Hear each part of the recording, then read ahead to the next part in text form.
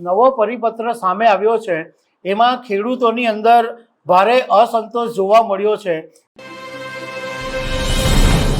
તાજેતરમાં ગુજરાત સરકારે જાહેરાત કરી કે ખેડૂતો જેના માટે આંદોલન કરી રહ્યા છે એ વીજ પોલના વળતર આપવામાં આવશે અને સરકારે તો એવો દાવો કર્યો હતો કે જંત્રીને બદલે માર્કેટ રેટ કરતાં બમણી રકમ આપવામાં આવશે, પરંતુ હવે જે નવો પરિપત્ર સામે આવ્યો છે એમાં ખેડૂતોની અંદર ભારે અસંતોષ જોવા મળ્યો છે અને આવતીકાલથી ખેડૂતો ફરીથી પાર્ટ 3નું આંદોલન શરૂ કરવાના છે અને આ આંદોલન મોટા પાયે હશે એવું જાણવા મળ્યું છે।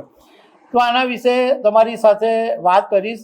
મારું નામ રાજેશ શાહ છે અને તમે જોઈ રહ્યા છો ગુજરાતના સૌથી મોટા ડિજિટલ પ્લેટફોર્મ ખબર છે.com। તાજેતરમાં ગુજરાતની અંદર ખેડૂતોનું આંદોલન પાર્ટ 2 શરૂ થયું હતું અને મોરબીના જેતપુરમાં 19 દિવસથી આ આંદોલન ચાલતું હતું, પણ હવે આ જે પાર્ટ 2 આંદોલન છે એ પારણાની સાથે પૂરું કરી દેવામાં આવ્યું અને દીકરીઓ અને સંતોના હાથે મોરબીમાં જેતપુર પર જે લોકો આ મરનાર આંદોલન પર ઉતરેલા હતા એમને પારણા કરાવી દેવામાં આવ્યા છે।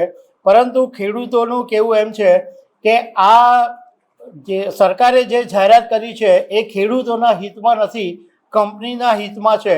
એટલે આવતીકાલથી 23 જિલ્લાના ખેડૂતોનું આંદોલન પાર્ટ 3 શરૂ કરવામાં આવશે।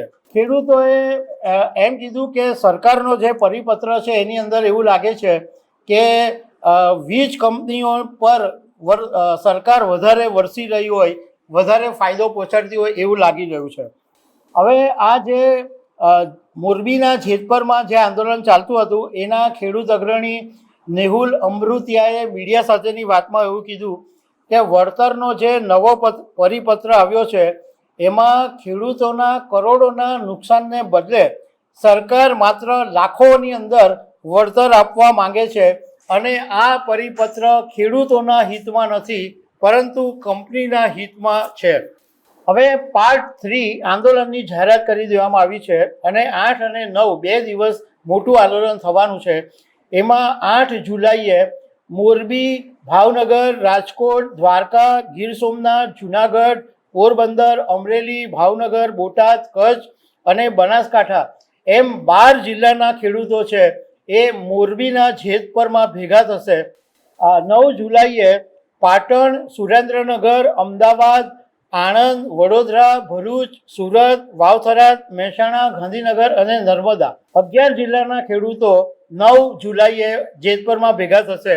મતલબમાં આ વખતે ખેડૂતોએ નક્કી કરી લીધું છે કે પાર્ટ 3 આંદોલન છે એ આર પારની લડાઈ હશે અને આખા ગુજરાતના ખેડૂતો એક મંચ ઉપર ભેગા થઈને સરકારની સામે લડત આપશે। તો દર્શક મિત્રો, આવી અનેક વાતો સાથે મળતા રહીશું। આભાર।